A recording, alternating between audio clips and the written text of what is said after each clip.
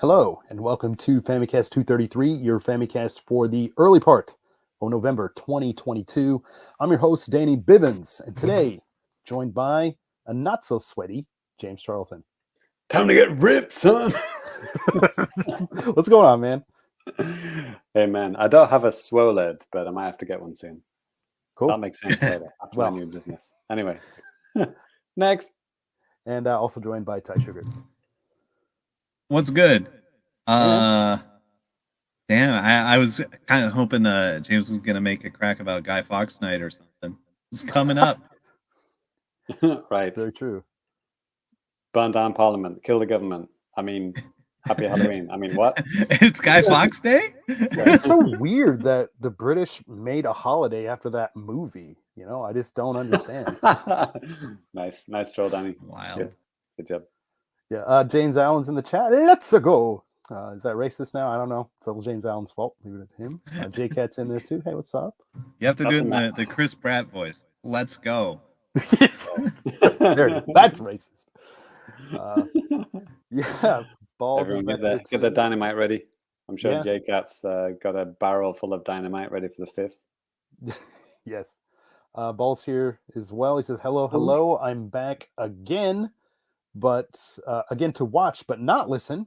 Danny, have you contacted Mr. YouTube about those captions yet? Mr. YouTube is a very busy man, so let's see what we can do. Can you do live subtitling? I don't know if you can do that. You know, it's so weird because, like, I think with Google Meet you can, but you can't with this. It might be because of the stuff that we use to feed into this too. After the fact, you definitely can. And good luck with the exactly what he said. Yeah, but yeah, Metal Mike's in the chat too. Welcome back to 20 years ago. Yo, I'm all for it though.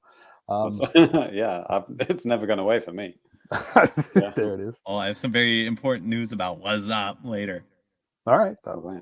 All right. Come in. Well, if you're new to the show, this is where the Famicast we talk about games in Japan with a focus on Nintendo. But today, I threw away my Nintendo Switch. It's all Xbox, baby. I'm gaming on the cloud. We're taking over. No, but we are going to be talking about something. Is Danny doing a wrestling promo? What's going on here? Let me tell you something, bro. Yeah. All right. And I'm poised to do a handshake like this. Yes. Oh man. You know, I probably could be a professional wrestler. I mean, not gonna lie. I mean, obviously I nailed it in the ring at TGS. You guys didn't come to my match. Thank you for that. Signing some deals after that, right? Yeah. If it wasn't for my knee, I'd probably be out there now, but you know, it's just how it goes. Right. Anyway, okay. Sorry about that. Let's just go ahead and get the show kicked off with some new business. And I'll go ahead and kick things off. So, you know, I talked on the show before how I've been kind of, you know, interested in picking up an Xbox Series X, but as a lot of you out there are aware, if you listen to us for a long time or if you follow the gaming scene in Japan, getting a Series X in Japan is just not a very likely thing to happen. Like they barely have any like in stock here. They're just really hard to find. So yeah, and then actually, right after the last episode, like that following weekend, I just went down to my local electronics store, Yamada Denki, and I was looking for a physical copy of No Man's Sky on the Switch. Went there, of course, I didn't have it. It's great. But I noticed that they had an Xbox section, like, and they didn't earlier in the year, like when I bought my PC. So I thought that was kind of weird. And then I saw that they had an Xbox Series S just sitting there on, like, you know, ready to sell. And I was like, okay. So I like asked the staff, I was like, hey, I see you got the Series S. Do you have an X? You know, and whatever. Make this kind of a long story short. He ended up like calling his Microsoft rep, you know, and they're telling him like, hey, you know, we don't have any of these. We're not a lot any to you. The guy. Well, the first thing was, sorry, what's an Xbox? Then they told you that it's not in stock. Yeah. Good. Right. No, I mean, it's he knew what it was and like all that type of stuff. But yeah, he was like, well, you know, we could put you on like some kind of like a list. So whenever we get them in, we can like let you know. And I was like, oh, really cool. Like, but he's like, yeah, it could be a week, could be a month, could be 6 months, could be longer. And I was like, okay. And he's like, and if you want to do it, you have to come back to the store and like write some bullshit on a paper. And I was like, oh, God, okay. And I just kind of just let that sit after the weekend. But I was thinking more and more about just an Xbox. And I was kind of just looking up more info about the Series S because it had been a while, just to see like, what is different between both of these systems and stuff. And, I mean, Ty could probably obviously help me out a little bit here too. But I mean, Series X is obviously, the prime system that Microsoft is wanting to sell, top of the line, tech, all the teraflops, all that type of stuff. And the Series S is just a cheaper version, which is a lot weaker, but it can still play all of the modern games that are being released now. And one thing that kind of really made me think about it too, because I was like, man, I don't want a Series S because I want to play games in 4K on my 4K TV. It just seems like that would kind of make sense. And the Series S does what is called like 2K, like that 14 whatever by something resolution. I was like, that like natively, right? But it does have some kind of an upscaling thing to 4K. And I was kind of reading, people's impressions of it and stuff like that. And people seem to say like, it's pretty decent. So I was like, you know what the hell? Let's take the plunge. What does Mr. Amazon have to say about this? And Amazon Japan had them in stock. So I threw down like last Wednesday night, got it on Thursday. So I am the proud owner of an Xbox Series S. Got my box here. I have opened it. Danny, what was the point at the beginning of this story when you went to the game store and they had an S in stock? And then you went, brilliant, let's go to Amazon anyway. What the hell? Yeah, I can't be bothered to leave my house at 7:00 at night. You were in the store and it was literally there. What the hell? No, I know. No, like at that point, I was thinking like, okay, I want an X and he's going to call about the X. And he said, I left this part out. He was like, I'll call you back. So it was like on Saturday. And he's like, I'll call you back on Monday. Cause like the rep, obviously it's the weekend, so they're not working. So like, okay, that was that. Yep. Christmas is coming up. Jeff Bezos is a bit skint, bit strapped for cash. I'll give him some extra money for the holiday. Yeah. All the money is going directly to him, I'm sure. Good thinking, Danny. Yes. What an asshole. Okay. Danny, do you know that Ty's grandfather was killed by spiders in an Amazon warehouse? Yeah. You have no respect for his memory? No. Jesus. That's where we're at.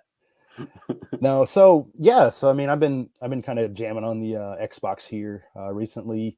I have a Japanese Xbox account. I like switched it over years ago for something. I don't remember what, but I mean, this is the first time I've had an Xbox since the 360. I was playing a lot on Xbox back up to like basically 2013, and also, I mean, with your old whatever Xbox account, and it remembered everything, all your purchases, and everything. Yes. Yeah. Cool. Yes. And I was talking to Ty too, and I mean, it's kind of cool because I mean, you could still see all of your achievements that you got. It has like the dates that you had unlocked them and all that type of stuff. So I mean, that's kind of cool. It's like going through your list of stuff. It's like, I remember that. And seeing that, I forgot that I purchased some games on Xbox Live Arcade, like Soul Calibur, Ikaruga, and a couple other games too, like Alien Hominid HD, and like other stuff like that. So I had that.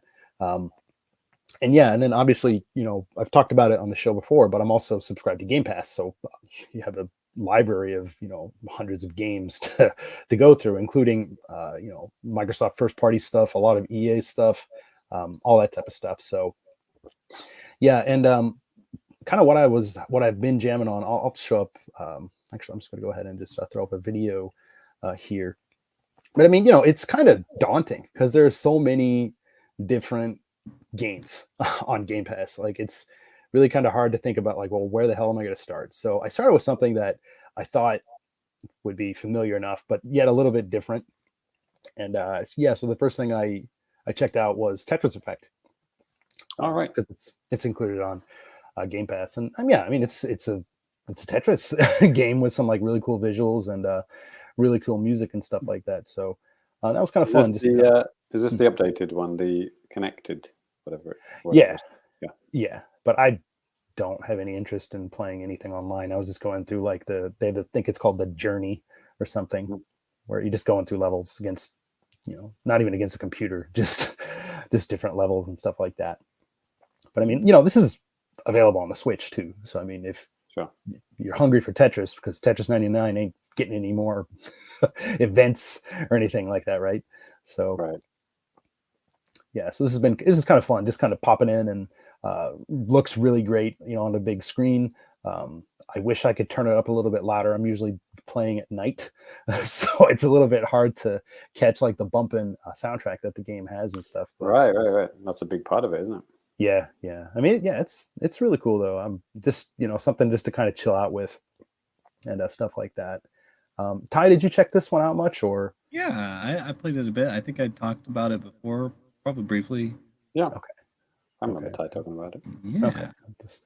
It is wild though, Danny. Like you sign in with an Xbox account, from 2005 or whatever, and it remembers all your purchases, and you can play them all, immediately on your new console, decades later. This is normal outside of Nintendo console. Yeah. Let's do a thought experiment. What would happen? And what would be a Nintendo account in the era of the Xbox 360? Well, they didn't have accounts. They had a Club Nintendo account. Yeah. Right. Yeah. But nothing related to like game downloads and shit, right? Like the closest thing. I mean, I've talked about this on the show before too. And James, you're kind of at a bit of a disadvantage with this. I'll pause this right here for just a second. But I've had the My Nintendo, all that account from like the 3DS and Wii U and stuff like that. It's all been Japanese, and even my main Switch account now is a Japanese one, and all of that stuff is linked together, which is nice. But like if you're picking up stuff but the difference is, Danny, it says well, welcome back to your account. Yeah, cool. See ya. We've got your gameplay records, and have a good time. See ya. Okay, I see what you're You're not actually like downloading old games that you bought from 10 years ago, right? I'm not trying to defend Nintendo or anything, but I mean, it is a thing that the systems are all like different, architecture and stuff like that. So it just doesn't work, or they're not willing to make it like that. They'd rather sell you the games again, Right. So it is what it is. No two home consoles have like shared the same online infrastructure, right? Like Wii to Wii U, we didn't even have accounts. It was just download it to your system, and then if your system breaks, well, fuck you. Yeah. And then Wii U started the whatever it was called, the Nintendo account, right? Nintendo Network account, and then that is kind of connected to Switch, but you can't download any of the games. I bought Shovel Knight on Wii U, and when I got to Switch, it was like, yeah, and buy it again, bitch. Yeah. But the same thing with Xbox. If you bought it on the Xbox One or whatever, you can play that on the Series S and X, right? No. But I mean, right? There are some exceptions. Like I bought Teenage Mutant Ninja Turtles, the arcade game, on Xbox Live Arcade, but I'm guessing that must have got delisted or something. The reverse compatibility isn't like full. It's each game has to be patched if it's from the 360 era. I see. So a lot of those didn't, but it's still on your account if you get a 360.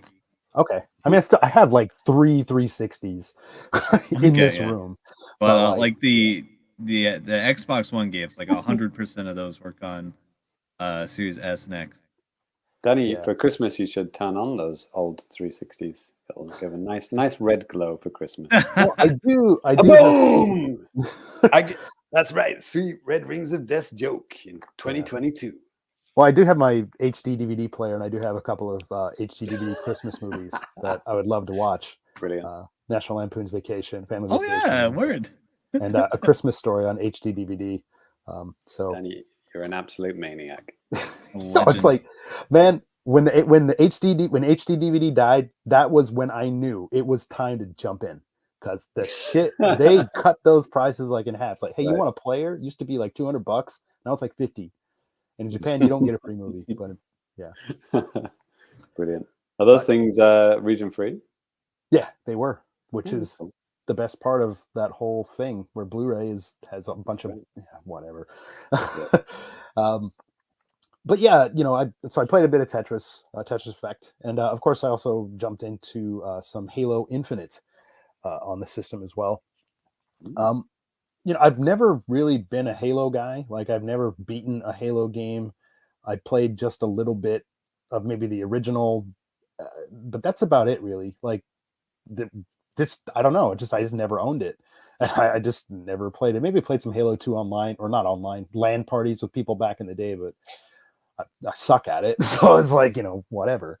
But yeah, I mean, the main thing I was interested in here was, the single player campaign. I don't really care anything about, for the online or playing people online that are going to be better than me because they've had, a decade jump on me or more or something like that. But so yeah, I mean, with the campaign, there's obviously a story and stuff, and a lot of the stuff they're talking about is kind of over my head because I don't know what this or that character is. But you can kind of get the gist of things. And technically, I mean, the fifth Halo, is that right? Halo 5, technically, or Halo 6? I don't know.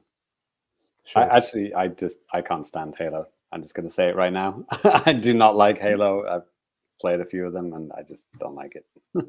Well, I will say when this game started out, because I was expecting, this open world Halo forests and like all this type of stuff. But when you start out, you're like inside of like the space station type of a thing. It's very corridor, like kind of like, that era, from 15, 20 years ago type of shooter. And I was like, oh man, like, but after a couple of hours of slowly going through, because I play shooters very carefully, not like I'm right now, just running out in front of everybody and just pelting them and stuff. But yeah, so it took me a while to kind of get out to like the more open area, of the game and stuff like that. But it's cool because I mean, you're able to capture like different points on the map and stuff like that, and yeah, and you kind of just do it in any way that you want.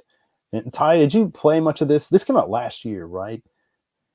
Yeah, I installed it, but I never got around to playing it. Oh, okay. You a big Halo guy, or did you really care too much? I was back in the day, but like after I moved out of my hometown, I didn't really have anybody to play with. Yeah. But yeah, I mean that's how we played. We played LAN parties like several times a week. Yeah, I got very good at Halo 2. Yeah, I mean, for me, like some of the weapons in the game, I don't care for. Like a lot of the energy-based weapons, they just don't feel like they pack as much of a punch to me, at least right off the bat, as opposed to like some of the more, I guess, conventional type of weapons. I think that was always my thing. Like all of the weapons just didn't feel good to me. Like in Halo, none of them felt impactful, or it just felt every gun was like to me anyway. Well, you have to understand their function. Yeah. And yeah, you just got to know things. Yeah. And I think that's where I'm at. And so I'm like, I'm glad that I got to like the more open part, and I'm looking forward to kind of playing some more to see what all you can do and stuff like that. But yeah, like I said, at first I was thinking like, oh really? But then yeah, getting outside, it was cool. So we'll see. And like I have so much other stuff downloaded and ready to go, on the old Xbox. With the Series S, it only comes with a 512 gigabyte SSD. I mean, that's a lot, but when games are sometimes upwards of like 100 gigabytes each, that can get kind of. That's 4 games. Yeah. Yep. Yeah. And a lot of accessories here too just aren't available. Like I was looking for the battery pack accessory, which is something like $20 or $25, but like, yeah, you can't find it on Amazon Japan. Well, you can. It's like 9,000 yen, like literally like 4 times the price. If you want like the official stuff. Right. Yeah. No built-in rechargeable battery in Xbox. Forgot about that. Yeah. See it. It is what it is. I really do like the controller though. It's pretty good. I mean, that's just kind of putting it lightly, but I really like it. It's really comfortable. I've been telling you guys for years, like this is like the best standard controller ever released for a console. Yeah. My only gripe is that the D-pad can be, I mean, it's clicky and that's fine, but like it's a little noisy. Like I'm playing at night, so it's like all I'm doing is I hear a faint sound from the TV and I hear something like this. But you should wear headphones. Yes, there it is. Everyone in the neighborhood should wear headphones. Yes, but no, you should also stop caring about other people. Yeah, that's true. Yes, that's thinking about. Yeah, that is. But Yeah, well, that pretty much does it for me. I mean, that's pretty much all I've been kind of doing. Just downloaded a bunch of stuff, getting a couple things ready, and yeah. But right. And then there was one guy left without an Xbox. Right. Ain't happening, boys. Ain't happening. Don't worry about that. This guy. All right. Well, speaking of losers, James, you want to continue on with the new business? Jesus, I'm not going to go now because you said that. Okay. So, well, yeah, Danny requested that I don't talk about Splatoon 3 for 45 minutes again. So fuck you, Danny. I'll talk about Ring Fit Adventure instead. Cool. All right, let's go. I got it. So yeah, this is. I mean, I've been playing it for a few weeks now. Like I've been sticking to my schedule. I haven't like missed a day. You know, you can actually set a schedule within the game, and it will remind you. You know, it's like, hey, time to work out.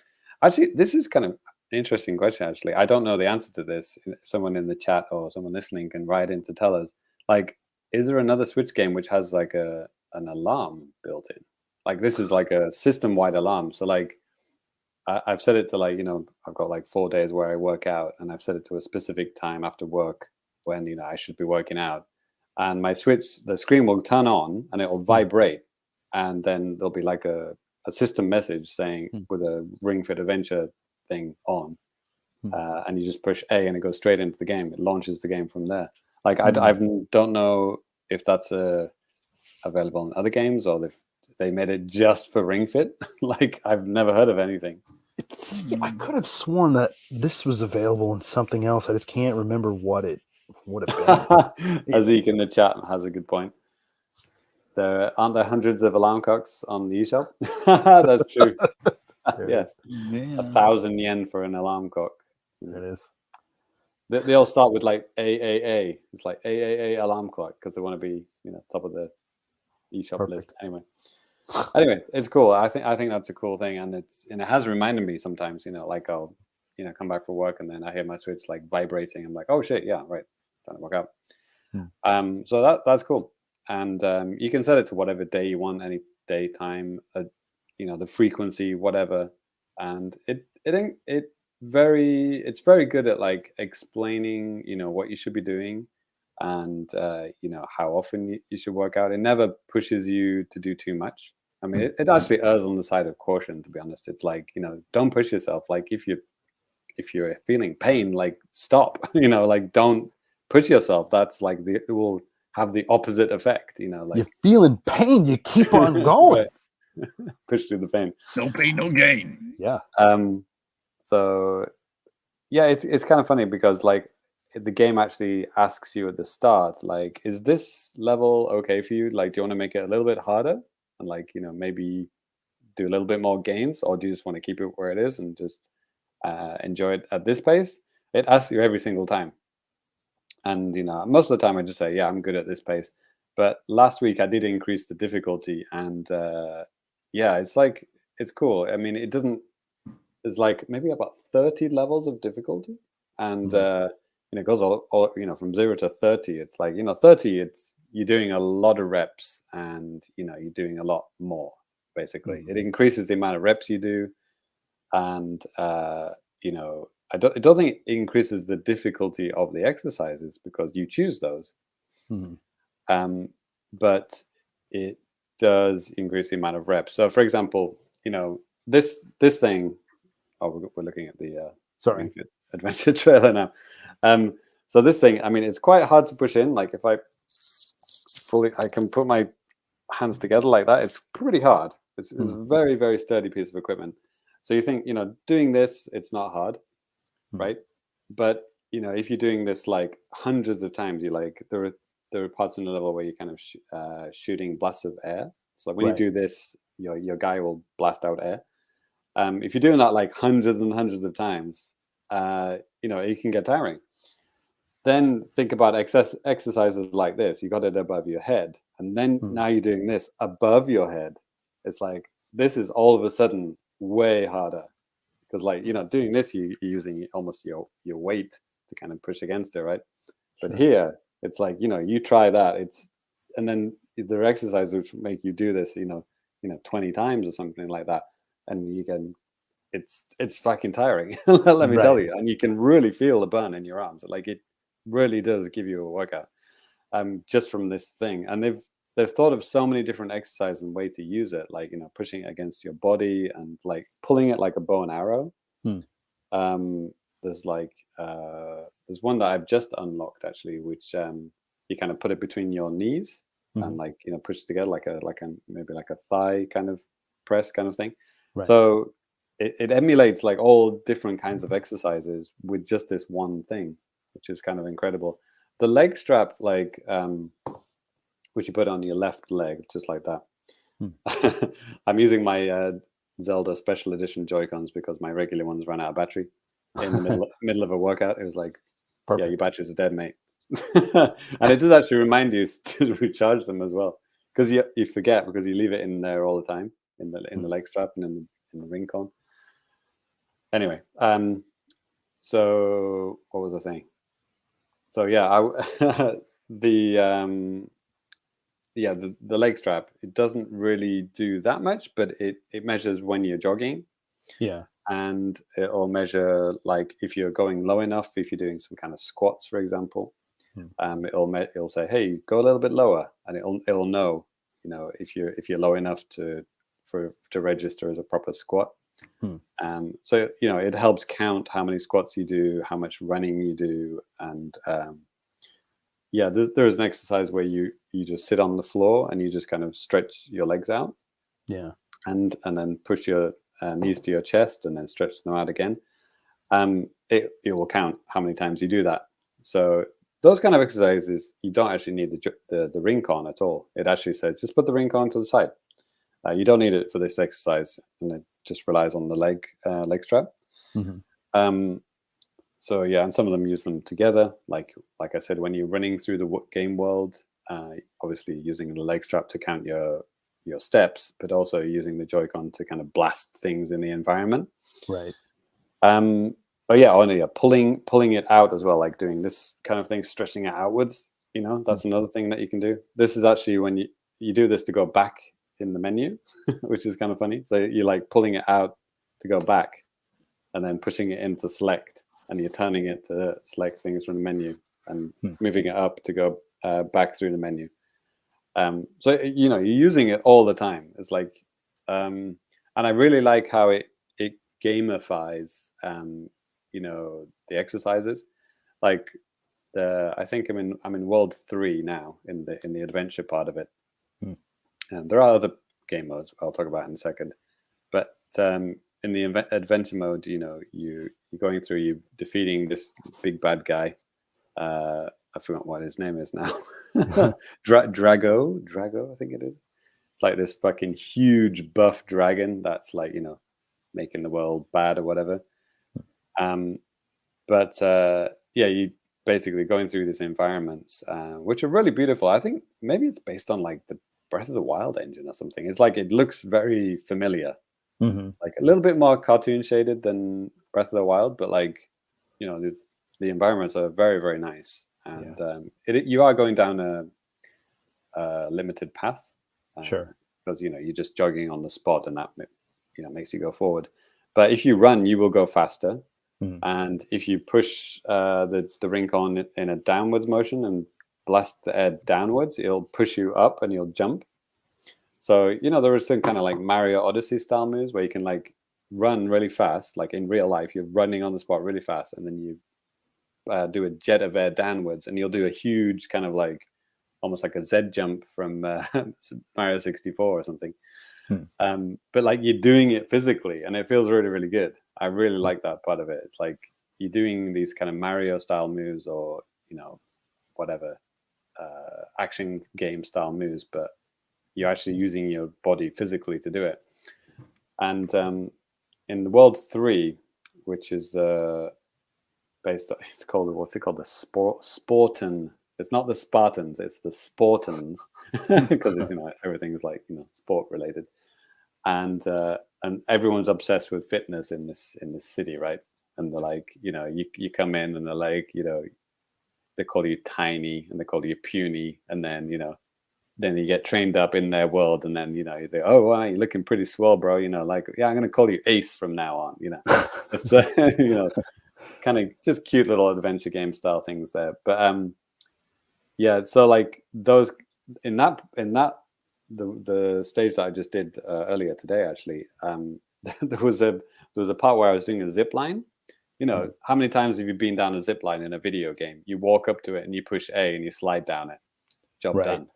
Okay, now imagine actually physically doing it. So there was a huge zip line I had to go down. I had to pull this out, and I was holding it like this, and I was going down this zip line, and I was doing it for literally like maybe 2 minutes, like holding it out. I was like, fuck, my hands were like shaking.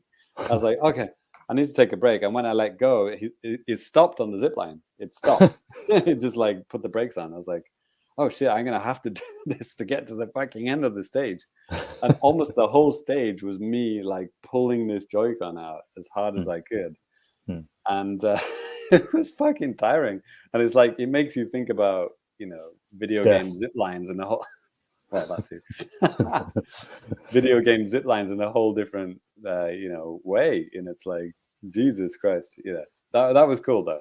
It was like, you know, like your video game brain tells you one thing, and then this game kind of flips it on its head. It's like, no, you're gonna physically fucking do that. What you do, what you're used to doing in a video game. It's like, yeah, this is what you're gonna be doing now. Like you get stuck in mud, for example. You know, you can go through water without too much difficulty, but like if you get in a swamp, you actually have to raise your knees quite high, so you're kind of like unsticking yourself from this gloopy swamp. So you can't just like walk normally. You have to actually raise your knees really high. Yeah, I saw like in this video, I'll throw it back up here, but like there was a part where it looked like they were going around some stairs or something, maybe the same type of a deal. Yeah, there's some quite high stairs as well. That's right. Yeah, I actually haven't been to these. Yeah, these I haven't been to this stage yet, the rafting one. Okay, so that's a little bit of a spoiler, but there's thanks, Danny. Yeah. But there are coins around the stage as you're going through, and there's like, you know, you're admiring the environments. There's like wild animals and, you know, nice kind of naturey things to look at, but there are coins and items in the environment, and you're pulling the the Ring-Con out, and that will suck in air. So pushing it towards blows out air, and that's like a projectile, and then pulling it in outwards sucks in stuff. So you can suck in items and you pick up things. You'll pick up you know, fruits and other kind of things, which you can then turn into smoothies, which is your I guess potions, I guess would be the video game analogy. And but even like making the potions is an exercise. So you are actually putting the the vegetables or the fruit in the smoothie in the blender, and then you actually have to squeeze. You have to actually squeeze out the fruit into the glasses. So you're like squeezing out like the smoothies one by one like that. So yeah, that's what I mean about like gamifying like exercise in, you know, every, you know, aspect of like video game stuff that you're used to doing. It's like you're now doing it physically, and that's it's really cool.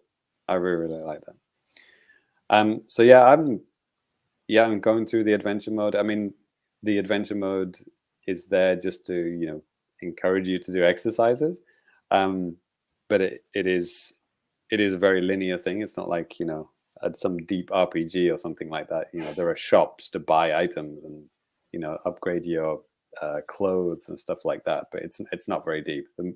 You are just basically going from stage to stage and, you know, unlocking new exercises and you know, fighting different kinds of enemies. But and there are like different types of enemies, and which basically color coordinated, you know, yellow, red, green, whatever enemies that are matched with different kinds of exercises. So like, you know, a yellow exercise, which might be something to do with like, you know, sitting on the floor doing leg stretches or something, that will affect yellow enemies, you know, more, you know, for example, things like that. So yeah, that's basically the main mode that I've been playing, the adventure mode, which is like a very good way of like introducing you to these exercises little by little, and making sure you're doing them properly. It's very, very good. It's brilliantly localized. It's like you wouldn't think it was designed by Japanese people. It's like it's flawless localization. The explanations are very, very clear, and they've got like little animations to show you how to do things. And if you do something wrong, it'll say, hey, you're going a little bit too fast at that bit, slow it down, or like breathe out. It'll say, oh, you need to go a little bit lower, like I said before, when you're doing like squat type stuff. Raise your hands a little bit higher, things like that. It knows everything that you're doing, either correctly or incorrectly. And because the Joy-Cons are so much more sensitive and have so much more technology than the fucking Wii remote, for example. Right. On Wii Sports, it was like, put the Wii remote in your pocket and run on the spot like a fucking asshole. But this one is so much more like nuanced to the the sensors, whatever's in these things. They even use the IR sensor, which is amazing, because they actually measure your heart rate. So you put your thumb over the IR sensor, and I guess it's not as accurate as like an Apple Watch or like some Fitbit kind of thing, but you will actually read your heart rate. Oh, well, I mean, like I think we've talked about it on the show before. I mean, Tetris 64, the Japan only thing with that bio sensor. Like, no, seriously, like I did some very unscientific tests, comparing that to like my Apple Watch, and like it was pretty comparable. So like, and that's like 20-year-old tech compared to something like this. It's probably pretty decent, or at least decent enough, Yeah, I did the same thing. I was wearing my Apple Watch while doing it, and I compared it, and it was like maybe a few BPMs off. It was like barely, noticeable. Sure. So I was like, wow, from a fucking IR sensor on a remote in a Joy-Con, that's pretty impressive. That was pretty cool. So I didn't really delve into any of the other modes that deeply so far. I did a video for the channel about the music rhythm mode, which it's got a bunch of Nintendo songs there, like Splatoon 2, Odyssey. It's got all the kind of those Mario Odyssey songs that we the famous ones, Jump Up Superstar, all that kind of stuff. Right. There's a Zelda melody and there's a Wii Sports melody as well, actually. Medley, sorry, not melody, medley. Same thing. So basically, it's like a rhythm action game. You're turning it, in when you see things coming towards the screen, you turn to the right, you turn to the left, you squeeze in, you squeeze out, you pull out, and you do it at the right time, and you'll get more points. If you miss, you get nothing. So it's cool. It's like it uses the same things that you're doing in the Ring Fit adventure, the adventure part of it, but just for the music. I mean, it's like a nice little throwaway mode. And they do have mini games within the main adventure, which you can then do. You can just select them from the main menu. You can just do the mini games anytime you want, which basically just involve destroying things by shooting air out, or something like that, or moving these kind of cannons around a circular thing, and you're shooting stuff from the side. It's almost like, you've seen it, almost like a Mario Galaxy style puzzle, but you could just controlling the environment with the Ring-Con. It's cool, and I'm going to keep doing it. And I'm not only doing this; I'm doing other things outside of Ring Fit. But it's a really good measure of your fitness, and a good reminder, and it teaches you exercises that you might not know about, and teaches you how to do them properly. Because I'm not knowledgeable about fitness at all. Like I don't like go to gyms or whatever like that. I don't have a ripped guy that can like teach me all of these things. So this is good for me. It's like I need somebody to do this for me, and I don't want to join a gym for 10,000 yen a month. So this is a good kind of alternative. Yeah. And like, yeah, man, I know what you mean, because like, I mean, I don't have Ring Fit Adventure, but I remember when Wii Fit came out. I mean, yeah, obviously, if that's the only thing you're doing, progress is going to be very limited. But if you're mixing that in with like smart eating and like, maybe some kind of cardio and stuff like that, like you can see some changes. So it's kind of ridiculous now when you think about Wii Fit. Like, what the fuck was that about? Like jogging up and down on a balance board is like, yeah.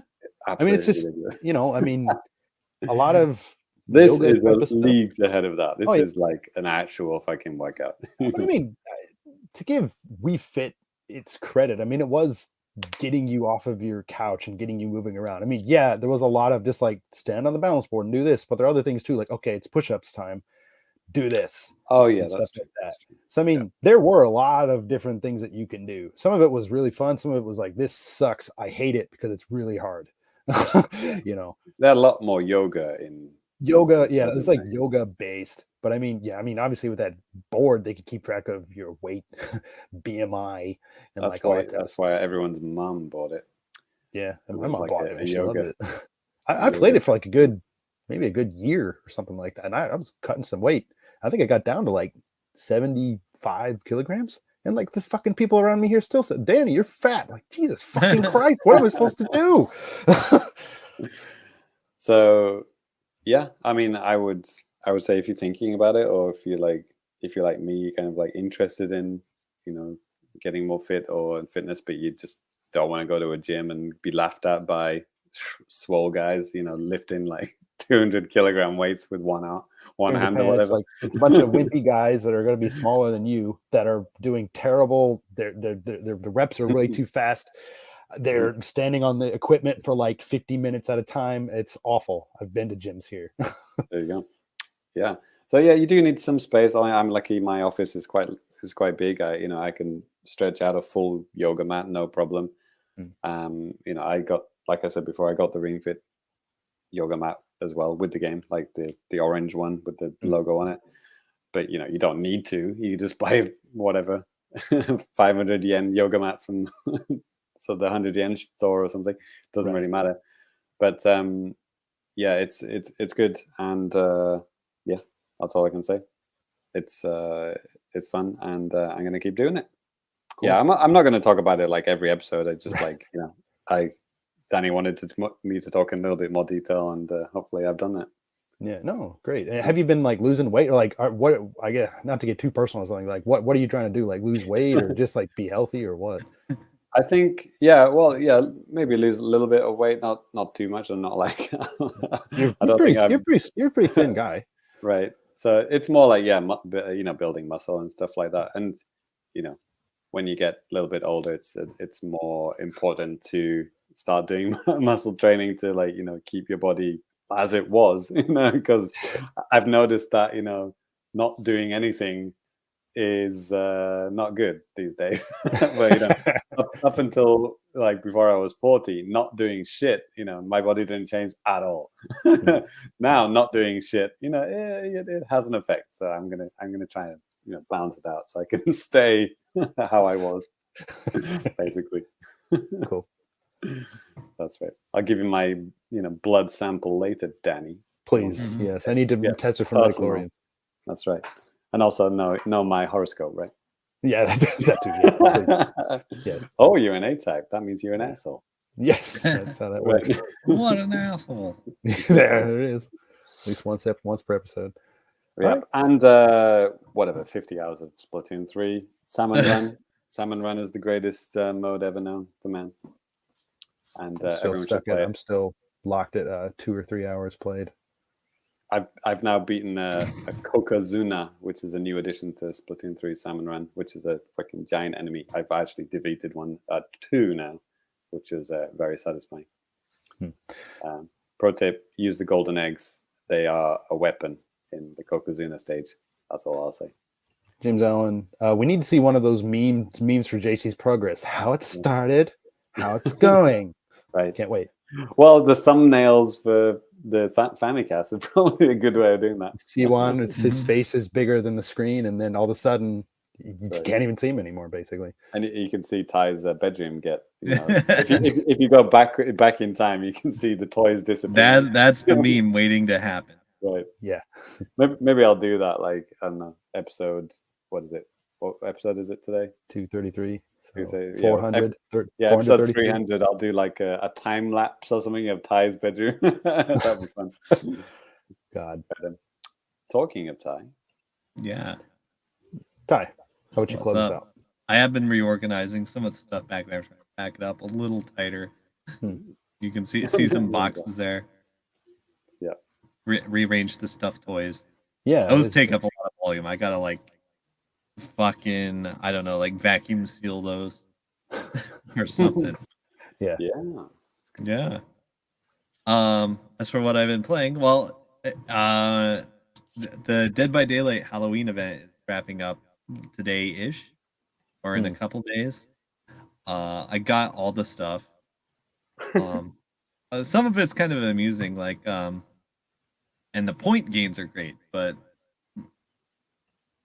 like if you do the little extra Halloween task, like you have to do your main objective, which is either hook survivors as killer or repair gens. You start getting this little points gauge, and you take your points and you like drop them off in this portal. It looks like a floating butthole or something. Yeah.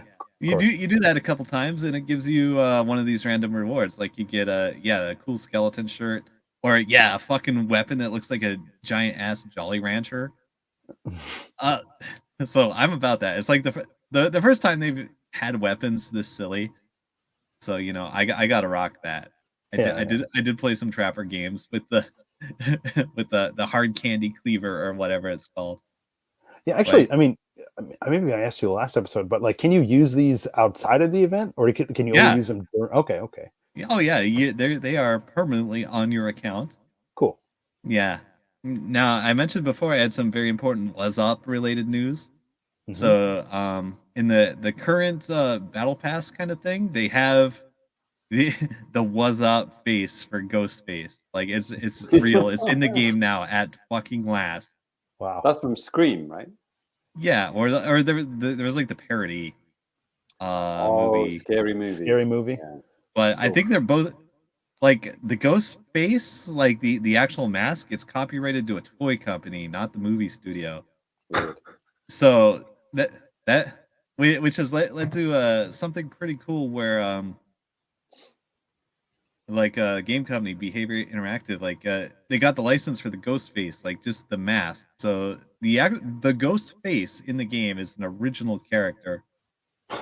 Technically, he's not like one of the dumb teenager slasher guys, but is a little different, a little more stone cold serial killer.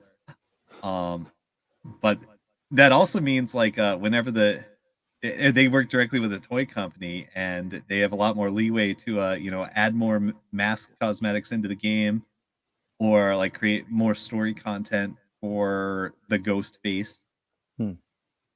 So it's kind of a fun thing they have going on there. So I am putting in hours every day trying to unlock that fucking mask on 2 different platforms. It's going well. Yeah, you got until November 3rd. I mean, so. Well, the battle pass actually goes for like 2 more months or some shit. Okay, I meant just for this event. Yeah, like, yeah. You can finish the event stuff pretty quick. Yeah. Like you can finish it in like 12 games. Oh. If you play it perfectly. Yeah, and times by 5 for me or something, but.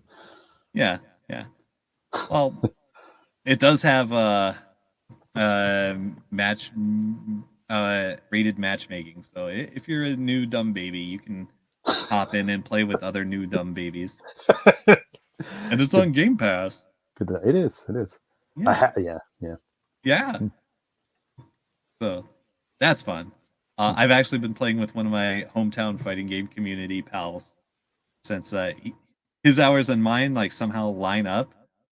So like right after I get off this podcast, I'm gonna hop on Dead by Daylight and play for like 6 hours. I don't have work tomorrow. Yeah. Yo. Work crew. Let's go. Yo, what's good? Bastards. Yeah. Oh, you got work, James. Yeah, I'm working. Loser. What a shame. Okay. That's most of what I've been playing. I actually went to an offline fighting game thing, and I reconnected with some old buddies, played some fighting games. Among those, I did put in a little time on like the Street Fighter Anniversary Collection and the Capcom Fighting Collection and some other stuff you can possibly get on Switch. They're good. They're okay offline, same room multiplayer, right? The online is garbage, right? The online for Street Fighter Anniversary Collection is bad, but the Fighting Collection is good. Huh. Oh, okay, cool. Yeah, and I know I've ranted about this before, but I will continue to do so. So, what's the fucking company that did a lot of those ports? Digital Eclipse, I think is the name. Also known as Backbone. Historically, they've changed names a couple times, and they fucking suck. I hate them so much. Call them an out. Right. I'm a Famicast. Right. Like they like yeah, I think I've told the story before where a game developer was working with them on a project and they didn't want to put in basic fucking stuff like a button configuration because of reasons that basically added up to like being really lazy. It was fucked up, and we'll call them out. What's the name again, Ty? I'm pretty sure it's Digital Eclipse. Digital Eclipse. Yeah, like name. Yeah, like for the longest time, like Capcom, they farmed out their retro ports to Iron Galaxy, which did like an amazing bang up job. They had all the extra content. They had like the best rollback netcode around, and then they got too big and they started making their own really good fucking video games and didn't do ports anymore. So Capcom went back to Digital Eclipse. Or aka Backbone. They've been doing this shit for a long time, probably since like the GameCube era. And there's like a lot of really annoying things that, but I mean, besides not having good netcode, like so I was playing on the Anniversary Collection with my buddy, and we were just playing offline matches, right? And after you do a match, there's a prompt, like you'll do like it says like rematch or like back to game select. And okay, you do rematch, and it also has one of those UIs where if there's like two choices, they're just like different colors and you're not actually sure which one's selected. Oh man, I know exactly what you mean. Good luck if you're colorblind, right? Yeah. Yeah, I mean, even if you're not colorblind, you're still just guessing. Yeah. Right. Oh man. Yeah. So UI and then like you select rematch and it doesn't rematch. It goes back to the character. Whereas in every other fighting game ever made, if you hit rematch, it just puts you in the next game with the same two characters. I mean, because that's exactly what rematch means. Yeah. It's like right. A rematch just takes you to the character select of the same game you're playing. So it's like these guys, like they clearly don't fucking play fighting games. It's fucked up. Yeah. It's like I don't even play fighting games, and I know that. Yeah. I don't know if you guys noticed, but I often try to start beefs with other websites and other game companies. So I think we can add that one to the list. Yep. Yeah, let me make sure I have their name right. Yeah. Right. Yeah, before we call them out. Yeah. We're going to have to make a Fami's list for that, I think. Yeah, it's Digital Eclipse. Parent organization, Backbone Entertainment. Yeah. Most hated game company of the year. And they're the guys that ported they did the Ninja Turtles collection, which I haven't bought yet because it hasn't been on sale yet, and I'm dragging my feet because I know it's these guys. They say it has rollback netcode, and I'm cautiously optimistic. You don't believe them. But yeah. I mean, I think they also said like they had rollback in Anniversary Collection, but like it was just like fucked up or something. Like they didn't actually implement the rollback part of it, so it's like regular netcode or some shit. Yeah, they're not to be trusted. Sus. Sounds pretty sus to me. Sus. Yeah, but I don't want to say Capcom did drop them for the Fighting Collection. So I think they actually did that in-house, and it has rollback netcode. Or if they didn't do it in-house, they farmed it out to someone else at least. Yep. Okay, so that's what I've been playing. Okay. Nice. See in Dead by Daylight, another 80 hours. If you want to play from the hours of like 11 p.m. to 6 a.m. Japan time, hit me up. Yes. There are a couple of comments here. Lemonade first started by saying, like, man, I wish I had the mental energy to just play a game for 6 hours. Yeah. And Balls kind of came into it. He's like, it's not so much mental capacity as it is just having the time period to play games. And yeah, right. I mean, you have to get your priorities in order. yes. Right. No, man. Yep. Games, family, work in that order. Well, and then Balls close it off with, it'll be exciting when I'm dead because then I'll have nothing but time to play games. Can't wait for those days myself. But happy Halloween. I pray for death regularly. Yeah. All right, cool. Well, thanks, guys. That is going to do it for the new business. So we're going to go ahead and move on to a little bit of Now Playing at Famicast.com. Rare game. Now Playing at Famicast.com. Lots of stuff going up on YouTube, Patreon, website, all that type of stuff. Ooh. And we're here to tell you guys about it. And James, you want to kick us off talking about some cool new stuff that you actually made? Or like basically... Right. We're talking about the new merch, right, first? Yeah. Okay, fair enough. If you want to go that way, I'll do that. So yeah, we got some new merch for season 6, in case you didn't know.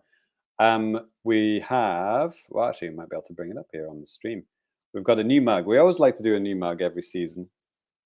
And I think some of our patrons who've been around since season 1, this will be their 6th mug that they have. I think we got some people have got more Famicast mugs than regular mugs in their house. If they have, good luck to them. I got one and it broke, so that sucks. But anyway, here is what we have right now for the season 6 merch. Do not steal. We have the new T-shirt here. We got if you're just listening here, it's like a very simple black logo on white. We're doing black logo on white for season 6. That's the new mug, and we have 2 new products which we've never actually done before. The first one is a notebook, which I think is pretty snazzy. I actually kind of really want one of these. And the other one is a Famicast water bottle. So yeah, the reason why I'm bringing them up now is that our patrons, what is it called? The Super Get and the Hyper Get tier patrons get this merch as part of their pledge, as part of their rewards, I should say.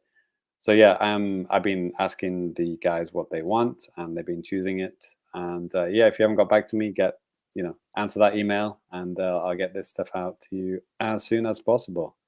Check this shit out, man. Look at that. On the front, it's just kind of like we're looking at the notebook now, just like the Famicast logos, and then on the back, it's got the us in kind of black and white outline. So I think that's pretty cool. So yeah, that is stuff. Well, you can get. You don't need to be a patron to buy this stuff. If you want, you can just get it. Go to our store. If you're on the podcast, maybe click the link tree thing, and then there'll be a link to our store. Yep. Always remember, like anytime you're listening to the podcast, even in audio form, there are like links. You can look at your device and see like artwork and stuff like that every single time. There are chapters in the YouTube version and stuff as well, so you can kind of navigate it after the fact. Live, we can't really do that, but after the fact, that stuff's all there. So check it out. And talking of Patreon exclusive stuff, this month we got a couple of exciting things going on. The first is our community-made podcast called Famicast Frame Codes, which is done by one of our patrons, Russ Greeno. You may have heard his name mentioned many, many times on the show. So yeah, he takes it upon himself to interview one of our other patrons, and so it's like patron interviewing patrons, and they talk about their lives, why they love the Famicast, and who's the best host of the Famicast, and why it's me, and things like that. So yeah, it's fun show, and actually Balls, who's in the chat right now, is the co-host of the current episode. So check it out. Woo. Danny, what else we got? Well, we actually have James, can you go ahead and remove your share there? Fine. Thank you. We have the October 2022 game night coming up this weekend. It's just been a little bit off with this, but this is the autumn game night. So this is actually coming up this weekend on Saturday, November 7th. It's going to be games and booze and games online. It's going to be fun. Games. And if you're a patron, you can join us on that day. So yeah, just I still need to make like a Patreon page for that. And we've been talking about it a little bit on the Discord. So it'll be basically around the same time as the podcast. So if you guys are free around that time on Saturday, please come on in. And we can now play Mario Party, right? Yeah, Mario Party. We waited long enough for it to come out. A little bit later here. But no GoldenEye, but Mario Party. Should be good. Yeah, and then just a couple of other things just to wrap up. So, excuse me. I mean, yeah, there's a bunch of news and stuff going up on the site. A couple of things I've been meaning to get to. I'll probably get to tomorrow. So check that out. There's some baseball stuff up on the YouTube that you can check out if you're into that. There was a Japan series, which is really awesome this year. I had a lot of fun watching it. Yeah, all this and more. That's it. I just noticed that commercial had like a manji. Yeah, I saw like that. Nazi symbol. Brilliant. Right. Oh God. Jesus Christ. Cool. All right. James, what's going on? I can't remember. Is it the JAPANews? That's right, folks. It's time for the JAPANews, time of the show where we talk about the latest and greatest comings and goings of Nintendo and all this stuff. Lots of, a handful of exciting things, interesting things at least, that we're going to be talking about today. And a heavily requested feature is returning. Stick around. Yes. James, would you mind taking off your shorts? That's right. That's the theme of the show today. Yeah. Getting whipped. Naked from the bottom to down. And you go, James, please. Yeah. Actually, I just downloaded all of these trial things. So cool. Resident Evil Village and just hit the Switch last Friday. That's the 28th of October, which is, of course, the clown version, unfortunately. So yeah, the versions of what do they call it? The 2-make, Resident Evil 2 remake, the 3-make, and Resident Evil 7, which has been out for ages in Japan, and also Resident Evil 8, aka Village, it's all out. It's coming. Resident Evil 2 is on November 11th, which is Black Panther 2 Day. Wakanda Forever, so you're not doing both in the same day. You got to make a choice. Okay. Resident Evil 3 make is on the 18th, a week later, and then 7 is on December the 16th. So 7, I guess this is new for the West, right, Danny?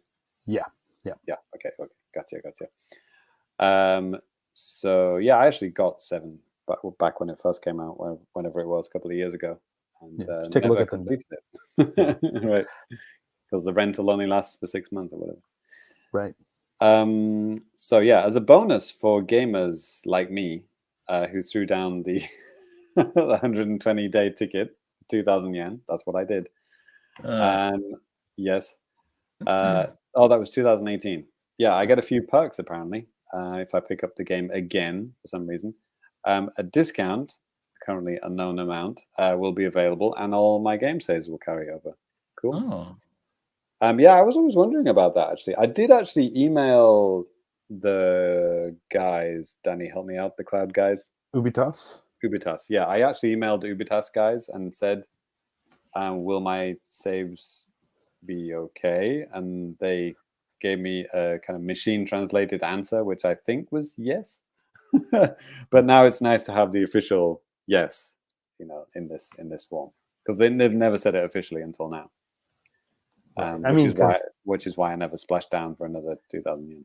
Yeah, I mean, to be fair, I mean, there was no English coverage, like hardcore asking things about this, because the game just wasn't available officially, like outside of Japan. I mean, yes, it does have English. No, this didn't have English support. I played it in English. Well, like I think the voices are English, but maybe like the text was Japanese. Okay, I'll have to check my video again, but I think it was all in English. Okay, I mean, it was pretty straightforward, because I mean, I remember watching your video and stuff like that too. It didn't seem like there was anything prohibitive, but no, I think it was 100% in English.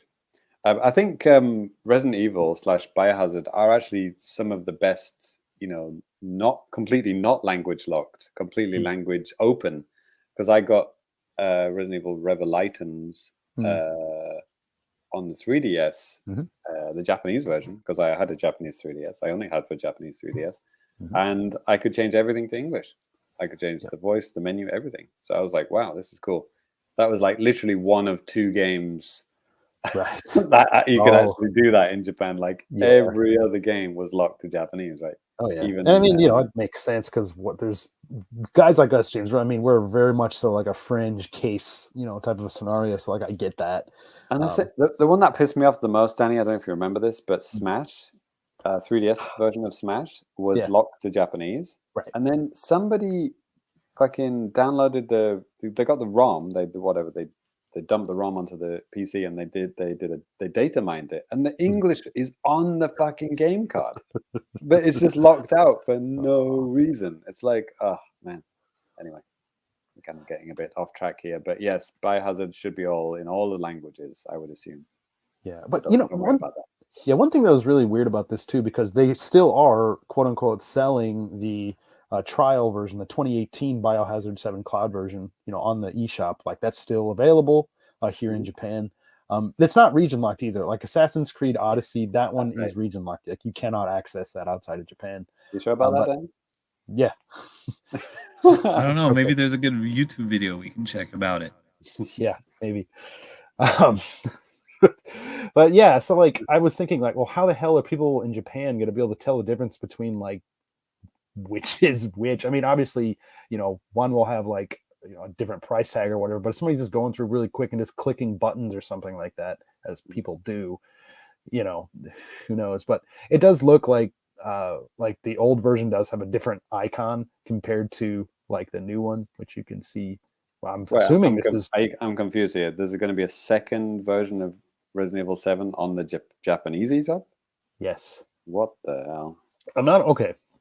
And so one thing too, because the version, James, that you had played back in 2018, that's like the Sero rated Z version, like the 18 plus. 18. Rated Z. Rated Z for 18 and up, versus the Sero D version, which is 17 and up. Just slightly less violence or whatever.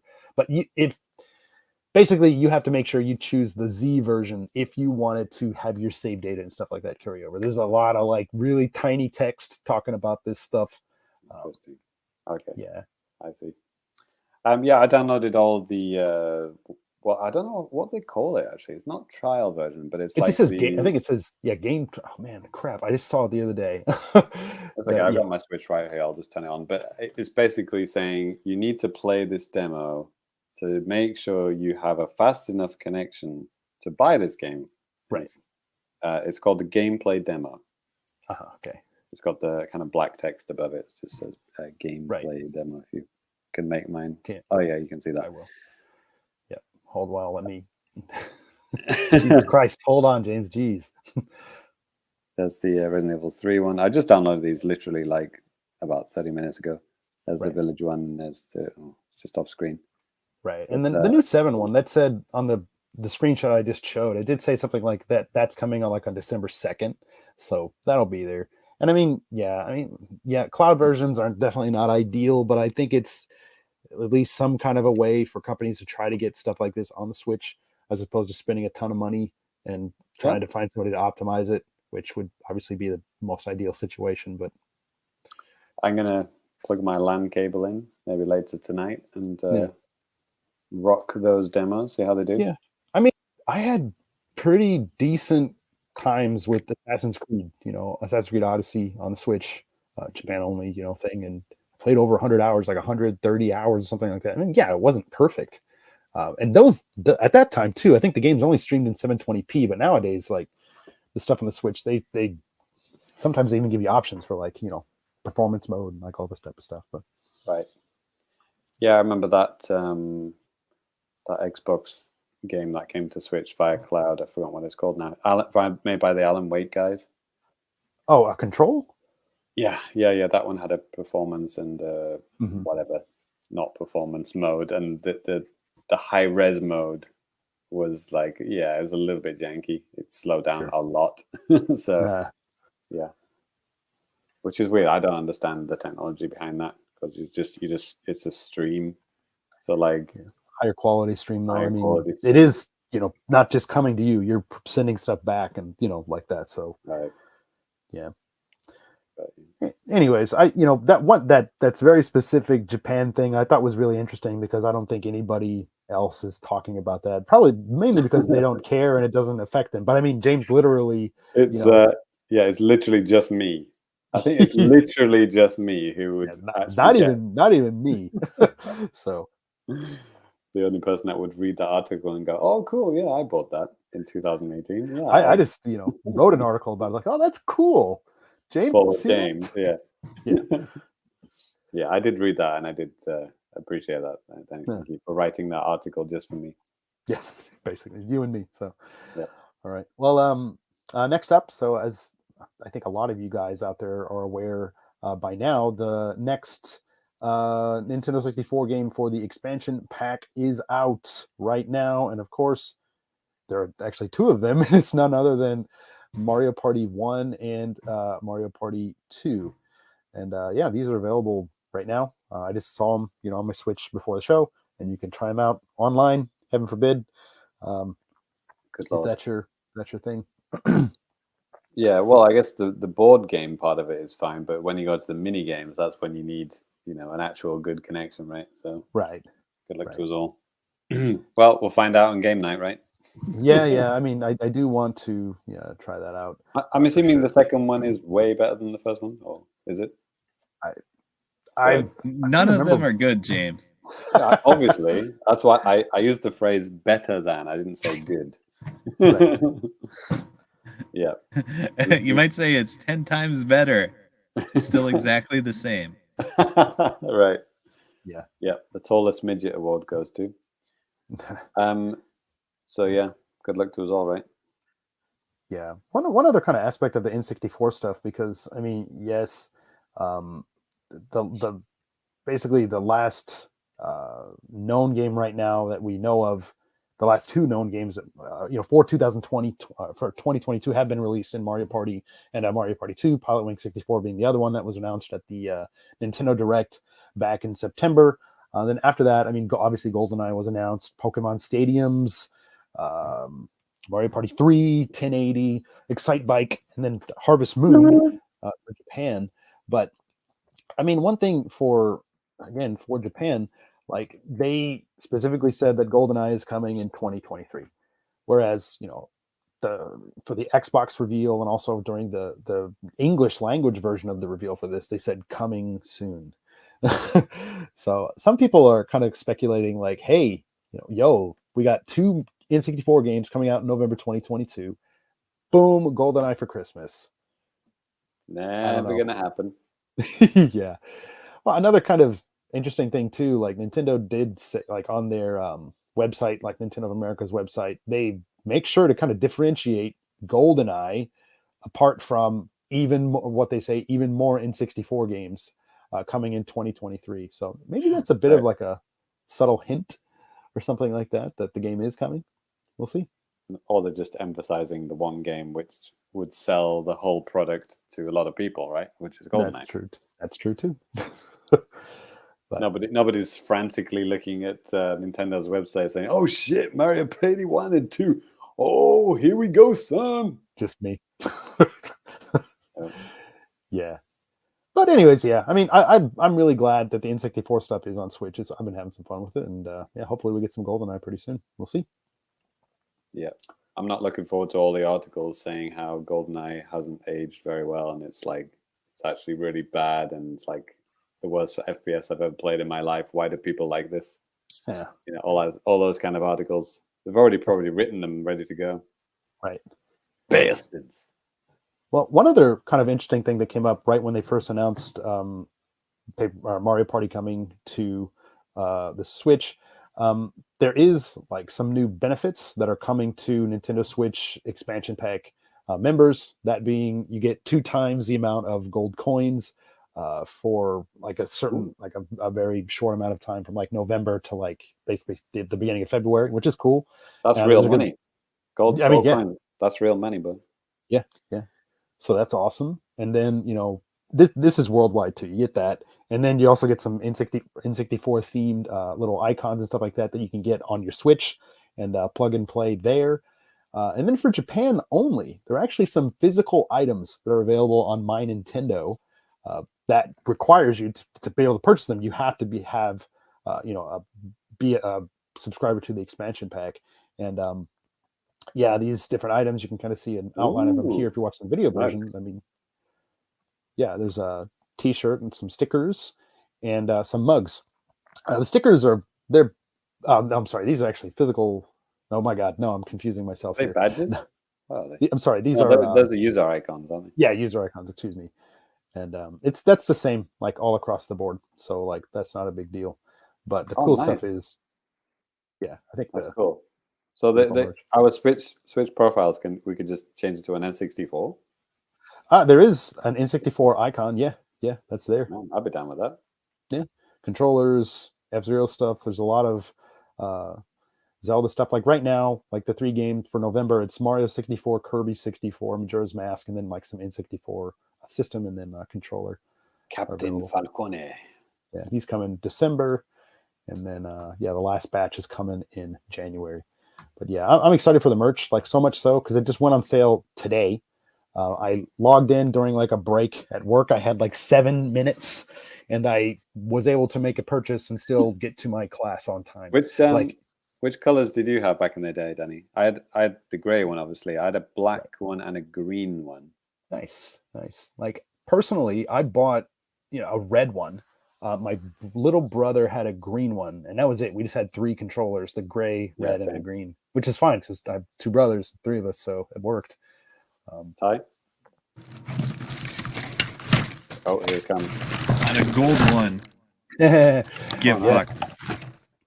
Yeah. What did I got a gray one, and then I used a black one for a long time. Well, the gold one was like a Toys R Us exclusive at one point. Like it was bundled in with the N64 at Toys R Us. In Japan, is that different. Is that a thing? Because this is the Nintendo Power one. Yeah, Ty's got a different like. I have a rare and exotic one. Yeah. Okay. They didn't do one for like the Wii or something, did they? Like. Yeah, there was that. Sorry, there was that gold Joy-Con, or not Joy-Con, gold remote, and for Skyward Sword. Yeah, they did another gold controller. Was it like the classic controller or something? Yeah, there's some other gold controller, like you can get it somewhere. GoldenEye. Like literally the Wii version of GoldenEye, there was like a gold Pro controller. Okay. Classic, right, the not GoldenEye version of GoldenEye, yeah. Yes. The new GoldenEye. Yeah. When are they going to release the translucent accessories? Right. Can't wait. Yeah. Anyways, I thought that was cool. Like some cool Japan only merch. I got a t-shirt coming my way, 2 mugs and the stickers. So that'll be awesome. And they're coming in like January, like the end of January or something. So look forward to some photos on that or something. But are there any other Nintendo 64 related news? Ty, this one's all you. This is one of your faves, I know. Oh yeah. Glover 64. Of all the games to bring back. Finally coming to Switch. Okay, so I guess this isn't on the Switch, or it's not on the 64 app, is it? going to be separate? No. The game was revealed by Q-Bytes Interactive. It's part of the lineup of classic titles of games nobody remembers that are coming to Switch, PlayStation 4, and Xbox. Oh boy, see you on Game Pass. All right, this is like one of the very few 64 games I've never played. Same. Yeah. I mean, that footage made it look pretty fun. I will say, like, I mean, if you're watching it through this, the footage, it's gonna be a little bit worse than actually watching like the actual thing on YouTube. It's a very, very tiny bit choppy. I just say check it out, and I don't know what platform they're running it on here. Probably a higher end console, I'm assuming. But yeah, I mean, things look fine. I think it looks great, like visually and stuff like that. It looks fine. But it's not just Glover, is it? It's a ball. It's a glove and ball. Yeah, apparently. So why didn't they call it Glover and his balls or whatever? I did notice, like, it's weird, but this logo drop, it looks like they get stuck in like you can see it kind of clipping on the sides, like hold on, let me see if I can get it to do it. Oh man, it's kind of okay. I don't. Okay, whatever. It's okay, Danny. We believe you. Yeah. Anyway, yeah, this is just weird. Yeah, for me, when I was a kid, one of my nightmare scenarios was like, okay, what if my grandparents get me this for Christmas or something? Please no. Yeah, thankfully it didn't happen, but yeah, there we are. The nightmare is real. Yep. All right, James, what else we got? Oh man, heavily requested feature coming back. I know somebody's very happy to hear this is coming back. We got charts, boys. Charts. The Famicast was founded on charts. We used to live off charts every episode. Why do Nintendo fans love charts so much? I don't know. Charts. I don't know. Charts are good. Charts are fun. Charts. We'd have a theme song for this section. Charts.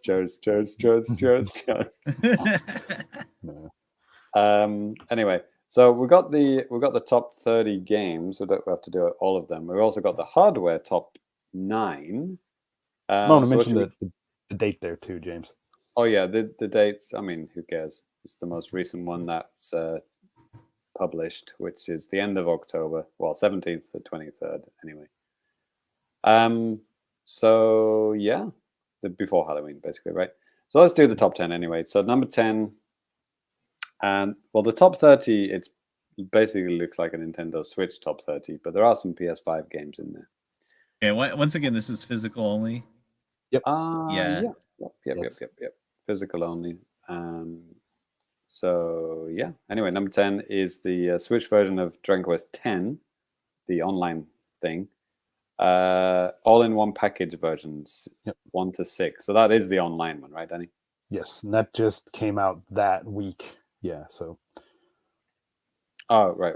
Yes, that came out. So that's the offline one is not in the top 10, but is it in the top 30? Actually, let me just have a check here. I don't think it is. Yes, would that have been out, Danny? Yeah, dude, that came out in September. The offline version? Yes, I have it. Okay, I've had it since September. So the PS4 version of Dragon Quest X is in the top 30. Okay. Well, anyway, so yeah. The number 9 is Persona 5 Royale for the PS5. That sold at 5,000. Dragon Quest X also sold 5,000. Number 8 is Nier Automata, the End of Yorha edition for the Switch. That's sold 5,000 as well. And then number 7 is Minecraft, noted Microsoft game for the Nintendo Switch. Yeah, sold 5,000. That's up to 2.8 million now in Japan. Jesus.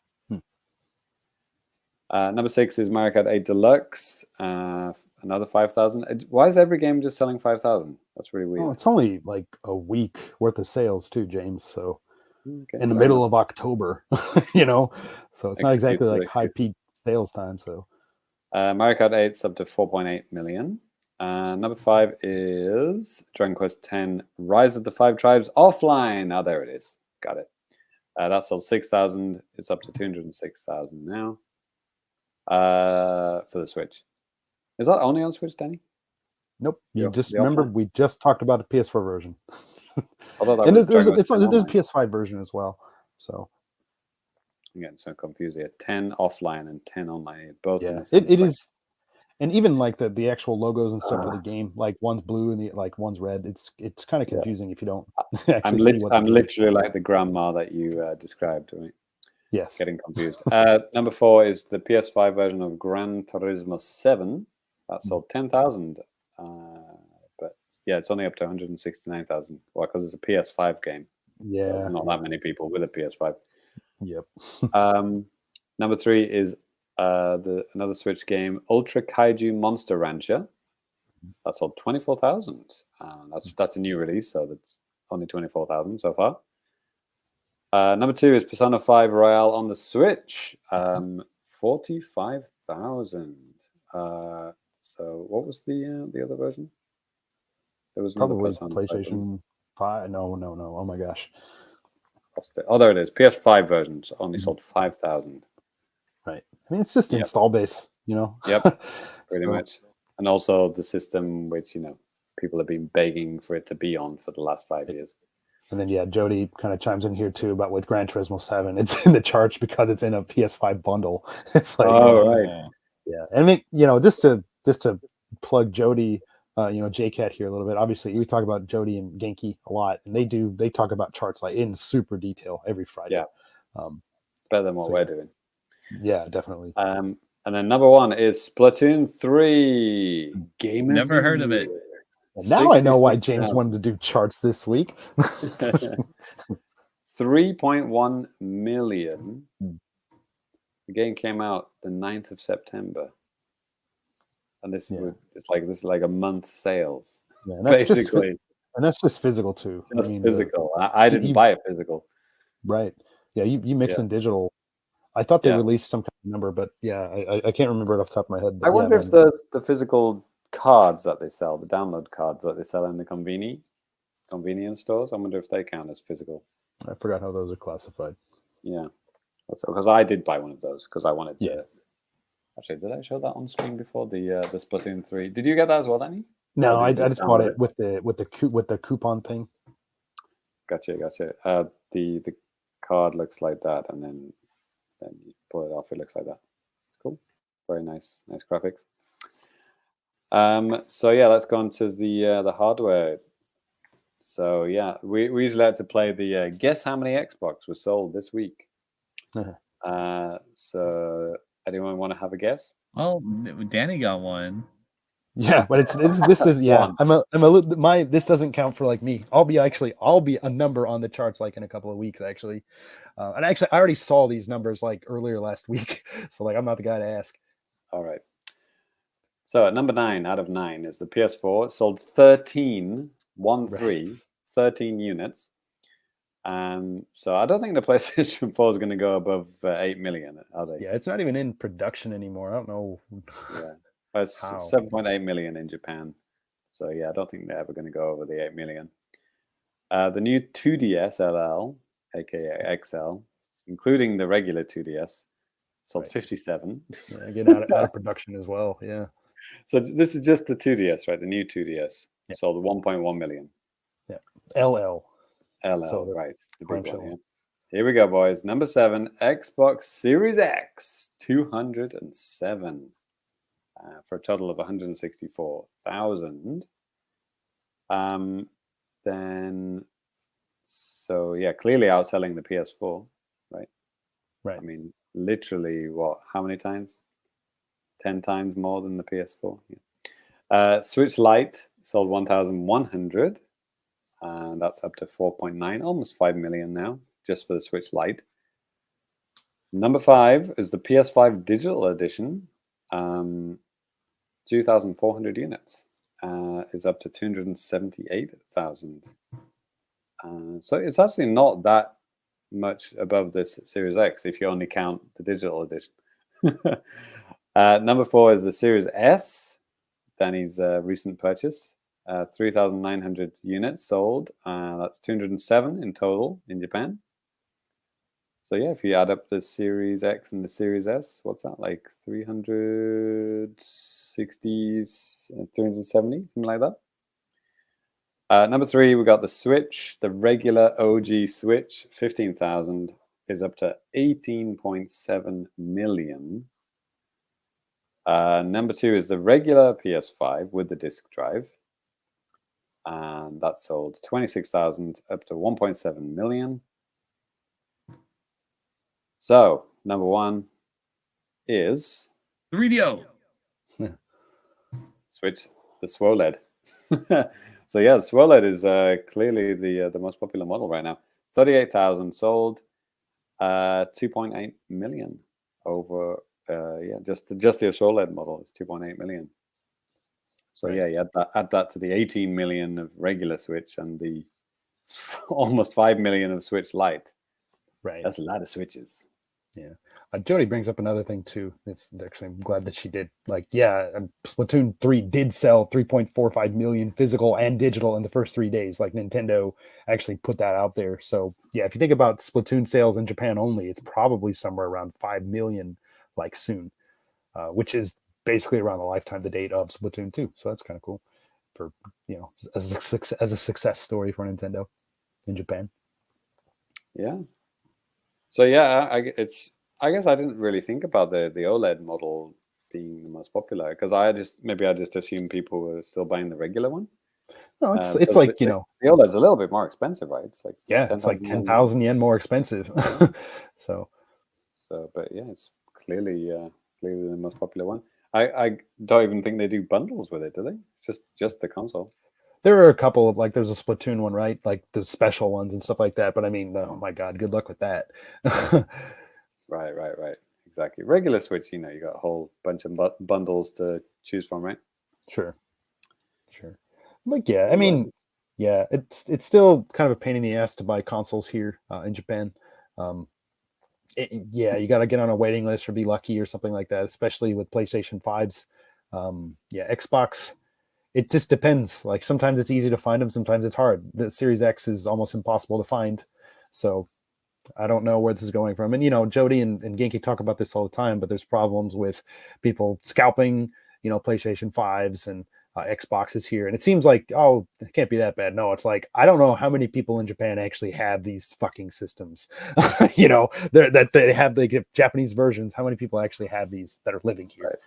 But Japan is supplying the rest of the world with Xboxes. Yeah. I mean, given the exchange rate, like, seriously, with the Series S here, they did not change the prices in yen. It's all the same. So like, it's 32,000 yen. When, like, the day that I bought it, I just checked it. It was like $225 or something like that. So it's like buying an Xbox, if you're comparing it that way, it's like buying an Xbox at a pretty hearty discount. So if people are actually selling these type of things, and they'd be selling it for probably more than the retail price.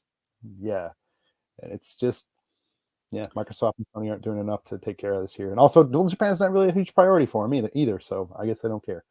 But pretty much. I do have an Xbox story, actually. By complete coincidence, I didn't know Danny was buying a Series S at the time, but I went to a game store recently, and I thought they had an S and an X for sale, but it turns out it was just the display model. Right. But they did have a sign on it which says, you are required to have the Yamada Denki card to buy this, and we will check your purchase records to see if you've already purchased one to avoid scalping. And they actually had that sign in the store. So I thought that was good. They're actually at least trying to prevent scalping a little bit. Right. I mean, there's nothing to stop, the Chinese scalper's friend just making a card and then him going, or just making another account, Yeah, you can only do so much with this stuff. And I mean, it seems like the retailers are trying everything that they can, but yeah. At least they're not accumulating thousands of points on one card, right? They have to split it across, multiple accounts. So. Right. Yeah, it just sucks. I mean, there are people probably in Japan that want to, just be able to walk into a shop and get like a PS5. Maybe not so much an Xbox, but I mean, even people that would be, right. It's, I'm not trying to throw salt on Microsoft or anything. It's the way it is, but yeah, I don't know. I don't think Microsoft really gives too much of a shit about sales of their systems. They want people signing up for their services. Like, that's what's going to be making them money. So I don't think they really care. So pretty much. Yeah, I know a couple of my students have PS5s, but it is a rarity. It is really is. It's like one guy. It's like, me even searching for an Xbox, it's like it was like one of those things, like if I can get one, that's cool. And I just got one in that type of a sense. Like, for the Switch OLED last year, I went crazy trying to like find one of these things, because that was going to be the first time in like roughly 20 years that I didn't get a Nintendo system on day one. And I was mad, so it just sucks. I mean, lotteries, all this type of stuff. Even if I could be the first guy there, to sign up for a lottery. How did you get your Series X again? Remind us. You didn't get it in Japan. I did get it in Japan. I was F5ing Amazon and a couple other sites like at midnight, and I just like instantly ordered that shit. Yeah, like 10 seconds in. Yeah, wow. They were gone in like 15 minutes, I think, if that. Yeah, they opened up like those sales or whatever, or the pre-sales in like September or whatever, and then I figured, back in 2020, I was like, oh man, give it a month or two, it'll be fine. Nope. So, oh man, go back and listen to early episodes of the Famicast. Well, early on this new feed, me trying to get a Switch. Holy shit, man, that was an absolute fucking travesty. Trying enough. That's right. Pain in the ass. Lotteries, man. Jesus. Yep. Cool. Jake is asking me what the age range of my students that have PS5s. They're university, 18, 19, 20 years old, basically. Yes, no kids. No kids are buying PS5s. They're not 5, 6. They're not elementary school students. No. Yeah. University students. Cool. Right then, what's next? James, I hear a theme song playing. If you're listening to the audio version. There it is. Yes, that's right. That music cues the Fukubukuro of Fabulousness, the part of the show where we tell you what games you're going to buy, whether you like it or not. And by that, I mean good games for a decent price. So you think, oh, cool, I want to get that. That seems like a good price. We're here to help you out. So yeah, I had a quick scan over the list of deals we got on today, and there's a couple of absolute bangers which I am going to recommend everyone to buy. And I don't think it's ever been on the Fukubukuro before, so that's pretty exciting. And as always, if you see a game that you've bought in the past and you think it's good, and you think, oh shit, it was now incredibly cheap, I didn't buy it for that price, son of a bitch, and then tell us, and you can be annoyed in real time as other people buy the game for a marginally smaller price than you paid. Yes, give us that engagement. Let's go. So the first one I'm going to recommend is Retro City Rampage DX, which, in case you don't know, it's basically GTA if it was done on the NES. But I don't think it could be done on the NES. But it's like super amazing game. It's like beautiful pixel art, fully open world game. All the humor, 80s humor. It's like it's done by a guy who knows his shit. Yeah, he posted some good videos about it and trying to port some of the stuff to NES. Like he showed some of the code, I think. That was fun to watch. He's an absolute genius, this guy. I mean, he ports the games to every console on his own. It's like it's like a one-man team. It's like, I think it's even a Wii version, like original Wii. Yeah. It's like he was porting it to the Wii U when no one gave a shit about the Wii U. It's like everything. It's kind of amazing. So yeah, anyway, that's $7.49, half price basically. So we've talked about these games before. What Remains of Edith Finch, Gone Home. These are all classics that probably everyone already knows Walking about. Simulator. Yep, pretty much. I enjoyed Gone Home.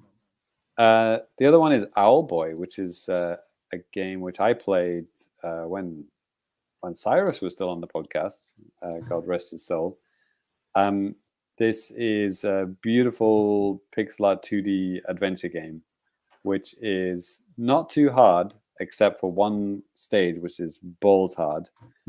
But it's amazing. It's a beautiful story, and it's this handcrafted animation. Like, I mean, it looks like a Super Nintendo game, but it's like the animation is like off the scale. It couldn't be done on the Super Nintendo, but it has that aesthetic. It's just like, you know, grass moving in the wind. You know, it's like that level of detail, but all done with, you know, pixels. It's totally amazing, and really good story. And basically, you can fly. You're an owl boy. You can fly around. You can shoot with the second stick. It's awesome. I recommend it. It's $10, usually 25, down to $10. So yeah. And there's a Shantae game for sale, which I don't know, Ty may know about. The Pirate's Curse one. Is that a good one, Ty? I mean, they're all good. I'm pretty sure. Oh, good. Okay, $10, half price off. Yeah, why not? Crypto the Necrodancer. Ty doesn't need to talk about that again. One of the best video games ever made. Yeah, they're releasing like new content for the Steam version with like online multiplayer and shit. I don't know if the Switch is ever gonna get that, but it might. Okay. Cool. Sayonara Wild House, the interactive music video, which I really liked. That's $7.79. That is highly recommended. Some Overcooked 2 DLC. Ooh, actually, I didn't notice that before. Space Outlaw. GeoCities websites, the game. That's right. Yes. So good. That game, Ty's Life, the game, is $7 at the moment. And the other one that I wanted to recommend, a little bit more down here, it's the same guy who made Retro City Rampage. And the kind of, not sequel, but, you know, I don't know, spiritual sequel, I guess, which I played a couple of years ago. It's fantastic. It is called, where the hell is it? Blasphemous. Okay. Is that a good one? Yeah, that's like the fancy 2D Dark Souls kind of game. Oh, okay. Gotcha. The sick animation. Must be right at the bottom. It's Hawaii something. Shakedown Hawaii. Oh, that's it. Yeah. Shakedown Hawaii. Where the hell did I lost? Oh, there it is. Shakedown Hawaii. It's $10, half price. That is, it's a really fun game actually. It's similar to Retro City Rampage, but it has a little bit more of a kind of strategy element to it. Almost like you're kind of trying to buy different parts of the city and, like, you know, become this mob boss that kind of owns the whole city. And you kind of go into stores and, like, you do a shakedown, basically just, like, you know, kill it or threaten the owner, basically. And you're basically taking off this huge city. And the music is absolutely amazing. It's like absolutely slaps. It's so good. We've used it in the podcast in the past, like when I first talked about the game. Yeah. And I think we even have some of the tracks on our YouTube channel. Yeah, they're up there. I'm pretty sure. Yeah, it's awesome. Azik also mentioned too, James, you were talking about how, there's a Wii version. He's like, I bought the Wii version of Retro City Rampage. And he said that the guy also ported it actually to the NES. Oh, not the whole game, like part of it, like Ty was saying? He said ported it to the NES, so I don't know what that means. I'm just reading the comments here. Awesome. Danny, have you heard of this Lord of the Rings game? No, but hard game? No thanks. I don't really. Azik, look at the lol at Angry Gandalf. Yes, exactly. Yeah, JCat 2, Yoku's Island Express is good. Yeah, we talked about that before on the show. Yeah, I got that on our Xbox. Yeah. This game is a anti-Brexit game. Not tonight. Take Back Control Edition. I thought it looks kind of interesting. Weird. Okay. It's only is that like Tonight We Riot? Something along those lines. Maybe it's Papers, Please kind of vibes. $2.49 at the moment, down from 25. So an absolute bargain at the moment. You know, I will say. Well, James, I was trying to look at Deku Deals just the other day on mobile. Holy shit, their mobile app page is just garbage. Like, I was trying to change it to the North American store. They have an ad specifically put where you can't really touch the North America. and you touch the bottom thing and it goes to the UK, and it's fine for you, you know. But if I want to check out money, Talked about Lego City Undercover many times. Probably the best Lego game, the open world, GTA Lego game. It's $6 at the moment, absolute steal. I think, I got that like full price, like 60 bones back on the day on Wii U. So that is, I guess that's my turn to cry about how cheap other people can get it. Yep. 2 of the Darksiders games are on sale. Darksiders 1 War Mastered Edition and Darksiders 2 Definitive Edition. It's on sale. Both for $9. I played the first one, which is very Zelda-like, and I really liked it. But I kind of accidentally put the difficulty on too hard, and I couldn't get past a certain section. And you can't change the difficulty once you start the game. And I couldn't be bothered to go back and start from the beginning. So don't play that game on hard. Is my advice. It's actually on easy and not baby mode, but whatever. Exactly. They need the easier than easy mode for that game. I think anything else we've already talked about, so not worth going on about, apart from this angry Gandalf game. I'll just leave it on that. Got a big sword. He does. But I thought he was a wizard. It's an elvish sword, Ty. So from one angry old man to another, Ty, take it away. Animatrix. Oh boy, it's time. Okay. Let's see. I actually have this strange device here for boxes to cut them. I'm not sure what you call it. You're supposed to poke that into your own neck. All right. It was murder time. Oh, word up. Metal Mike got Call of Juarez with his gold points. He got 90% off. Good deal, man. It's a good game. If you like cowboys, first-person shooter, cowboy games where you can shoot people in slow motion. It's good. Word. Yep. Okay. Let's see. I've been trying to cut down on the UFO catcher lately on account of my house being full of shit, but I just keep winning free shit. So here we go. This one must be from Tokyo Catch.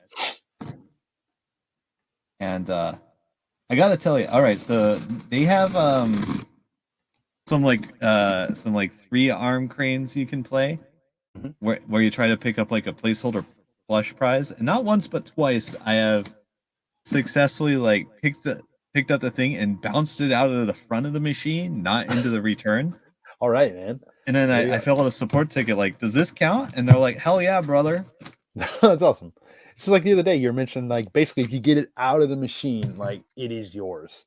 Yeah. Although I found out, when you're manipulating physical objects around, there's, like, so many fucking weird things that can happen.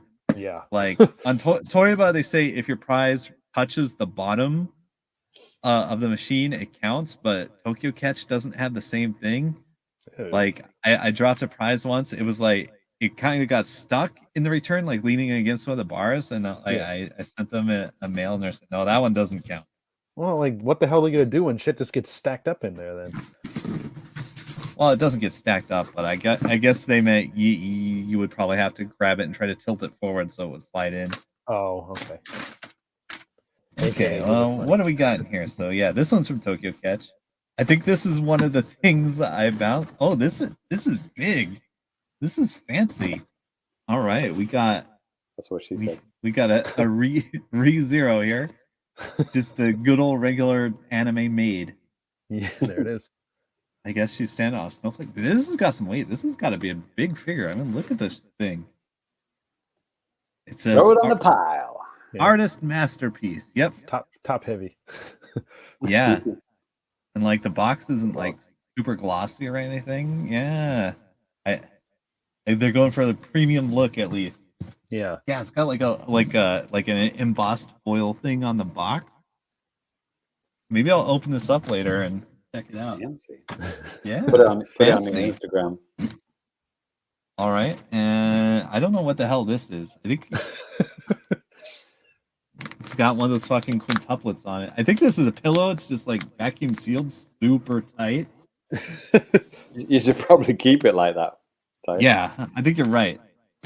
So we got some sort of like, I don't know, wedding dress on this side, and then we got the swimsuit on the other. Okay. The wedding and the honeymoon. Boom. Right.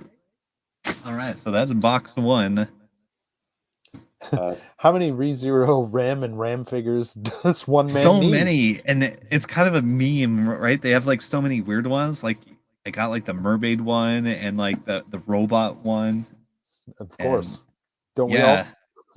Yeah, don't we all? All right. So next up, I got one from Toriba. I dropped it. Okay, let's see. What do we have? There's been a lot of really fancy prizes up lately. And like I'm trying not to spend money, but it's like super tempting. All right, what do we got here? All right. A lot of packing paper. I have to clean all this shit up later. Oh yeah. What are you talking about when you say clean that shit up later? Yeah, well, the packing paper I'm just like throwing on the floor, but yeah. Right. I got me a goth anime girl. Okay. Wow. Okay. It's Date Alive again, not to be confused with Live Alive. Happy Halloween. Yeah. Yep. Happy Halloween. Oh yeah, I wonder if I got any Halloween stuff. And I got a cute little mascot kind of character. Oh, what? Yeah, it's what's her name? Mikasa from Shingeki no Kyojin. Nice. Right? There's still half a season left coming next year. Oh wow. Get hype. I've watched just season 1. I thought that was a good way to end for me. It was a good way to end. All right. I'll throw this somewhere. I can just throw it on my desk. Hey. The Japanese animes ever end? Like One Piece is going after 4,000 episodes. Well, Still haven't found the fucking One Piece treasure. It kind of depends. I mean, yeah, there are other super long ones like that are like that, and like Dragon Ball and a couple other things like that. But then there are some that are like really compact. Some like TV shows even here do the same thing too. It's not like in America where it's like, hey, this show has been, season 34, like The Simpsons, right? It's like this show hasn't been good in like 15 years or more or whatever. Yep. Like, yeah. Yes, the Walking Dead's still going, isn't it? Oh, is it? Oh, God. Yep. All right, I have another box from Toriba. Looks like 2 things in here. Oh, yes, Christmas has started. I got the Christmas figure. Nice. Is that ReZero or? Yeah. Wow. Okay. Yeah. I can just either say like quintuplets, ReZero, or Miku. I know who Miku is though, so like. Right. Yeah. They're all anime chan to me, brother. And Christmas I got this one. This one was slow, bro.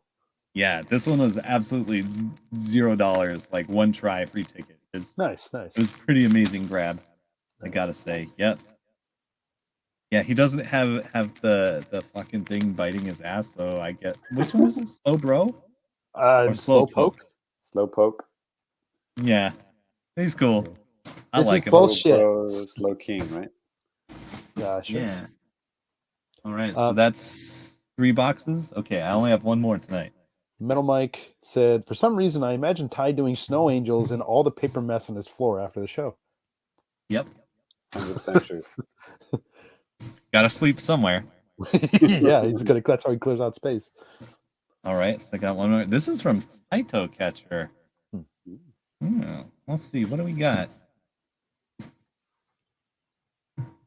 Yep, no stuff from Sega Catcher or Gigo Online. They don't really give free tickets.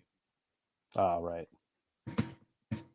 They give you like enough credits for like a 5th or a 10th of a play every day you log in. Oh. Pretty weak. Yeah. Oh God, I dropped it. All right. Let's see what. Oh my God, it's jumping right out of here. Fuck. Oh yeah, another fuck ass giant cushion. I have 2 of these now. See. Oh. Yep, another free ticket get. There it is. Who wants it? I Can I say my first option is pass? I volunteered Danny for this. Oh God. Okay. Okay. All right. I'll just throw that back there. Okay, that's anime trash for the day. Okay. Nice. Yep. I got some pretty sweet stuff coming next time. I know already. All right. Merry Christmas. Real thumbnail material, if you know what I mean. Oh boy. Oh yeah. Oh, I still miss our official Famicast mascot from last time. Oh, gross. Oh yeah, the fucking. Oh, the frog girl, whatever. Yeah, it was like Zelda and Splatoon and Battletoads kind of morphed into like one hellish creature. It's awful. I kind of like it, but I don't like it at all. But right. Why did you print it out and put it behind you then? It's behind all the boxes. All right. Oh, by the way, that fucking AI site, they gave me like a 1,000 extra generation credits for like because their site was down for like a day. Nice. So yeah, maybe I should tool around with that. We can make a mascot that looks not terrible. No, we can't. What are you gonna do with the old one? You gonna just kill it? Come back for you, man. Okay. You don't mess with AI. You should know this. Right? Yep. You Skynet. Like when you anytime you talk to Google or Siri, you make sure to thank him or her every time that they help you. I do that. You two jokers don't. All right. Well, that's gonna do it for the anime trash. We're gonna move on to just a little bit of feedback from you guys. And if you guys have any feedback, anything you want to send out at us, please feel free to do so. You can hit us up via email, famicast@gmail.com. Hit us up on Twitter @famicast. Hit us up on YouTube in the comments. Go to famicast.com, leave something in the article on the page, and we can get to you like these guys. I had one that I wanted to bring up from Lemonade from the last episode of the show. And, in the last episode, we talked quite a bit about Pilot Wings 64. And he said, hey, if you're interested in Pilot Wings, a Pilot Wings-like game on the Switch, the Vehicle Labo Kit's gameplay is almost exactly Pilot Wings. It's like, huh. I guess I kind of remember that. And then just, Labo just stopped. So, yeah. Yeah, there's a bunch of other stuff about some baseball and people making fun of me for making a wrong name or something like that for this wrestler guy. But whatever. And with good cars. What's that? And with good cars. Yes, yes. How dare I? A person whose name is Paul White, spelled Wight. I misspelled. I thought it was right, but how it's called in the Big Show. That's just me. But. Yeah, there's not really much going on Twitter either. So yeah, if you guys have any comments or something like that, for the next episode, feel free to let us know. Somebody was asking me what the song is for Fukubukuro Fabulousness. Oh, right. I forgot, actually. I'll get back to you on that one. Well, actually, I have it here. So you got the file name? Yeah, I got a file name. I can tell you that here in just a second. It's a British quiz show or like variety show theme song, I think. Strike It Lucky. Strike It Lucky. There it is. Some people listening will know that one. I know it because I put it in the episode every time. Wow. In the audio one. Wait, do we have an anime trash theme? I do. It's Battletoads.